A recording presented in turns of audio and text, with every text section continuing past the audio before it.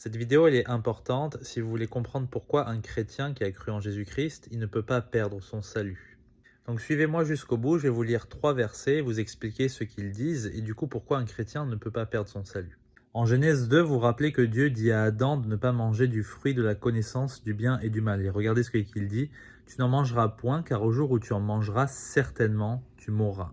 Donc comment est-ce que Adam il a perdu pour toujours l'intimité profonde qu'il avait avec Dieu? Eh bien en commettant un seul péché. La Bible dit que le péché, c'est la transgression de la loi. La loi ici, c'était de ne pas manger du fruit. Jacques chapitre 2 nous dit, car quiconque aura observé toute la loi, s'il vient à pécher dans un seul point, devient coupable de tous. En d'autres termes, vous pouvez garder 99,99% de la loi. Si vous péchez en un seul point, c'est comme si vous avez brisé tout d'un coup toute la loi. Et Paul va dire plus ou moins la même chose en Galates chapitre 3 verset 10. Mais à tous ceux qui s'attachent aux œuvres de la loi, ceux qui veulent se sauver par la loi, ils sont sous la malédiction puisqu'il est écrit « Maudit est quiconque ne persévère pas à faire toutes les choses qui sont écrites dans le livre de la loi ». Je pense que vous avez saisi l'idée. Si vous brisez un seul commandement, vous êtes responsable d'avoir brisé toute la loi, vous êtes maudit, vous ne pouvez plus avoir accès à Dieu. Donc vous voyez, c'est très décourageant ce que je dis, mais ce n'est pas à 100% décourageant si on connaît la Bible, puisque Dieu il a donné son seul Fils engendré, Jésus-Christ, afin que quiconque croit en lui ne périsse pas, mais qu'il ait la vie éternelle. Jésus est l'agneau de Dieu qui ôte le péché du monde de manière définitive. Par une seule offrande, il a amené à la perfection ceux qui sont sanctifiés.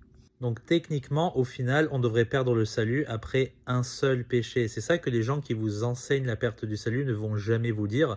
Eux, ils vont l'emballer différemment. Ils vont essayer de mélanger les œuvres et la foi pour que vous soyez sauvés. Ils vont vous dire, si tu vis dans le péché, si tu t'éloignes de Dieu, tu vas perdre le salut. En fait, ce qu'ils veulent essayer de vous dire, c'est, moi, je suis en train de vivre une bonne vie de chrétien, je me sanctifie, je ne vis pas dans le péché, donc je suis sauvé.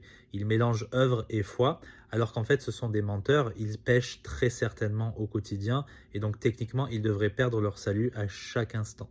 C'est pour ça qu'on n'est pas sauvé de cette manière-là, en mélangeant œuvre et foi, on est sauvé uniquement par la grâce, par le moyen de la foi, en ce que Christ a déjà accompli à la croix. Le fait de vivre une bonne vie chrétienne et de se sanctifier, c'est absolument indispensable dans notre vie. Mais ça ne va pas nous sauver puisque ce sera toujours imparfait. Le salut, il est centré sur Jésus et pas sur nous-mêmes. Que Dieu vous bénisse.